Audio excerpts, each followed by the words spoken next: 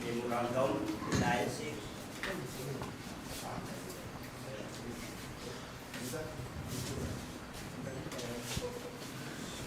Mémorandum de l'ANC relatif à la décision de ne pas siéger à l'Assemblée nationale. Avant tout, l'Alliance nationale pour le changement ANC tient à remercier les populations qui ont porté leur voix sur ces candidats et d'une façon générale sur ceux de l'opposition lors du double scrutin législatif et régional du 29 mars 2024. L'ASP exprime sa gratitude à tous pour la confiance, le courage et la volonté de changement qui les anime. Depuis plusieurs mois, les Togolais assistent à une succession d'actes inédits sur les plans électoraux, constitutionnels et institutionnels, en dépit de nombreuses contestations et levées de boucliers de l'opposition. Recensement électoral frauduleux, découpage électoral ségrégationniste, traduisant un apartheid électoral assumé en violation de l'article 5 de la Constitution qui prescrit l'égalité des citoyens devant le suffrage.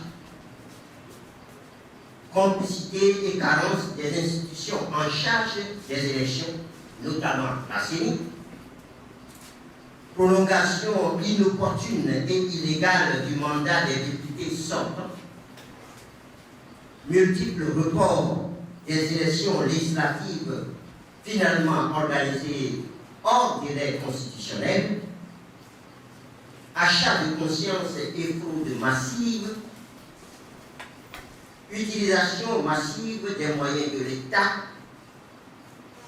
publication de résultats entièrement préfabriqués, études en toute clandestinité par la commission des lois de l'Assemblée nationale d'un nouveau texte de constitution délibérément caché aux populations et aux acteurs politiques.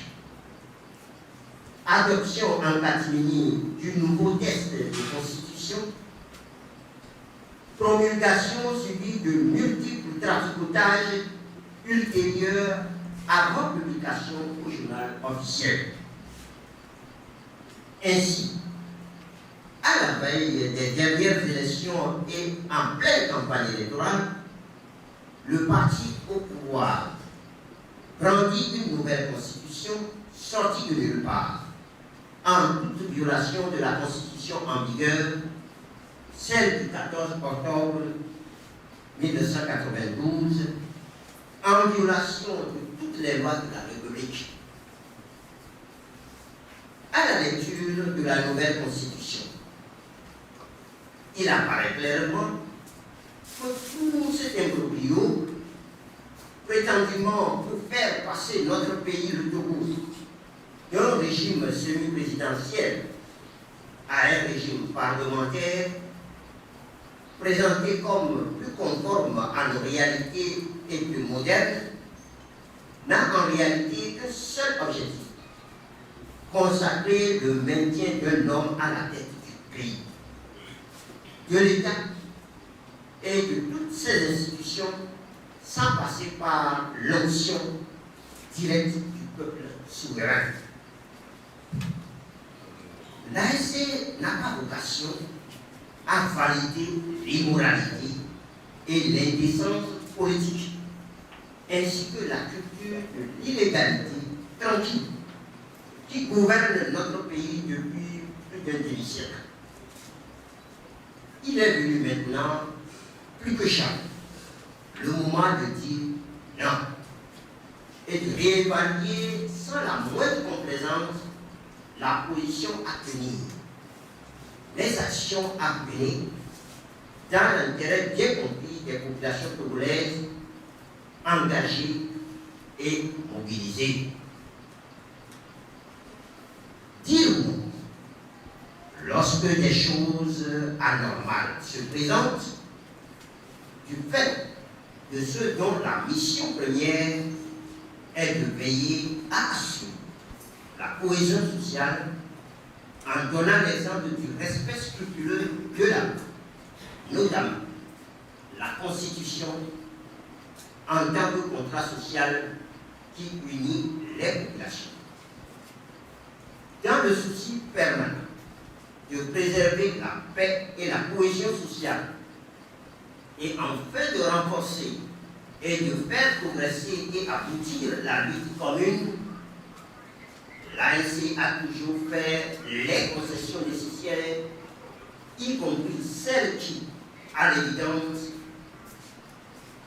contrarient ses propres intérêts. L'évaluation de la vie politique de notre pays ces dernières années montre que des limites sont atteintes et largement dépassées. Alors, l'ANC dit stop. Depuis le lancement du processus de démocratisation en 1991 et après l'adoption massive de la Constitution de la 4e République, lors du référendum du 27 septembre 1992, nous avons assisté à des révisions de comports par le groupe RPT, puis unis, qui ont abouti à dénaturer la Constitution promulguée en octobre 1992. Le parti au pouvoir a toujours trouvé dans le contrôle des institutions les moyens de modeler la Constitution à ses seuls intérêts.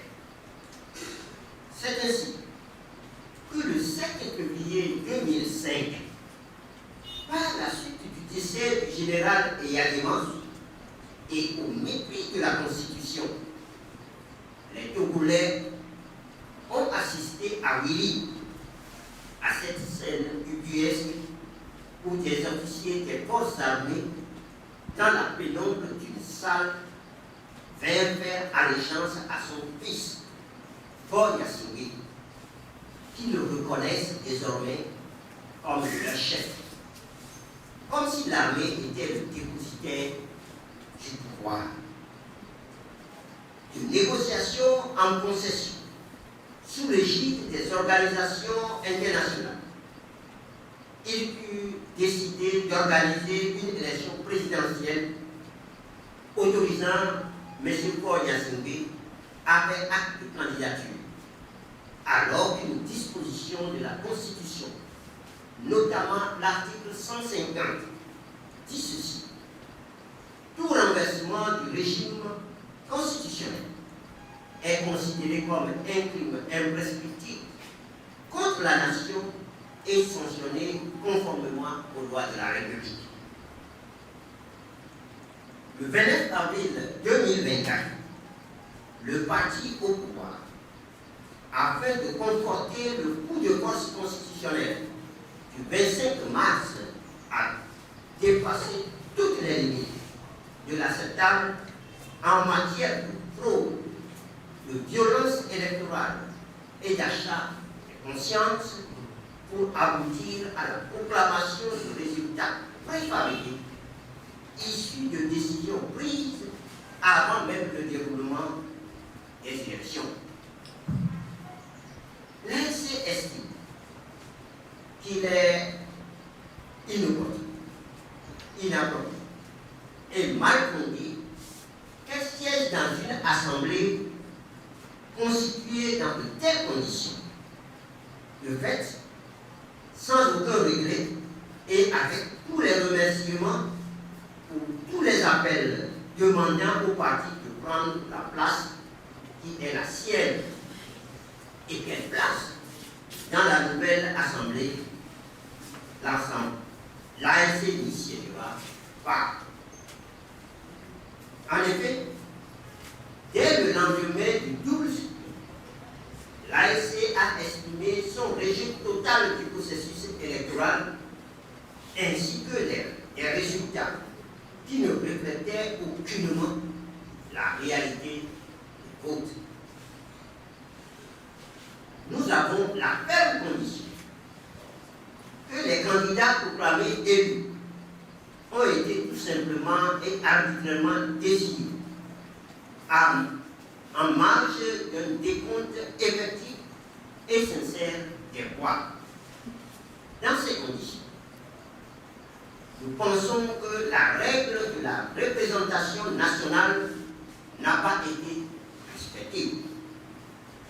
On est élu lorsqu'on peut se prévaloir des voix d'une fraction de la population qui vous a donné mandat de représentation.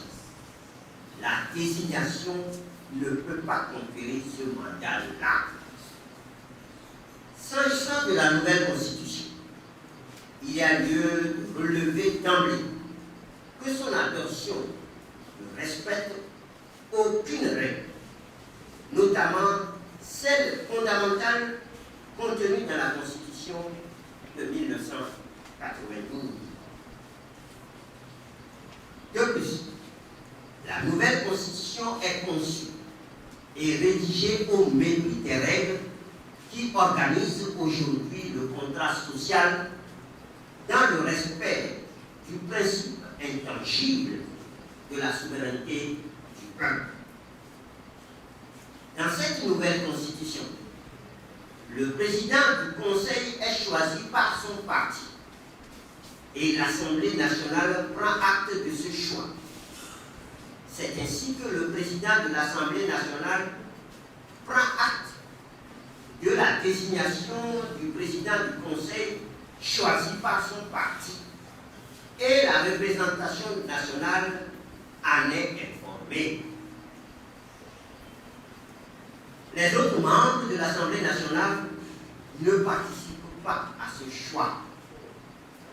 De surcroît, aucune institution politique de la République n'intervient pour sa nomination.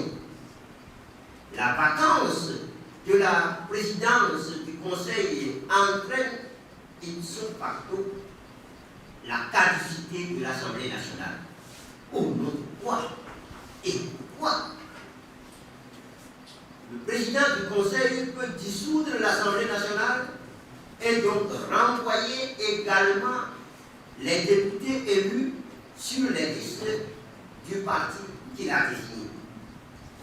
Lui qui n'a été l'objet d'aucune élection dispose ainsi du pouvoir de renvoyer ceux qui ont été élus. L'on ne trouve nulle part dans la Constitution une déclaration de politique générale qui constituerait un contrat politique entre le législatif et l'exécutif, base du contrôle de l'action gouvernementale par l'Assemblée nationale et éventuellement d'une motion de censure. Cependant, le président du Conseil peut engager la responsabilité de son gouvernement sur un programme qu'il n'a pas annoncé d'avance. Le refus de la confiance entraîne automatiquement la dissolution de l'Assemblée nationale. Malgré ces efforts, l'ANC n'a pas pu ranger dans une catégorie connue le régime fabriqué par la nouvelle Constitution. Elle estime qu'elle ne saurait apporter sa contribution, même insignifiante, à la gestion de ce régime. L'ANC invite instamment toutes les Togolaises et tous les Togolais, mais surtout la classe politique de l'opposition, à lire attentivement l'intégralité de ce document tenant lieu de constitution. Cette seule lecture permettra de comprendre les préoccupations de l'ANC.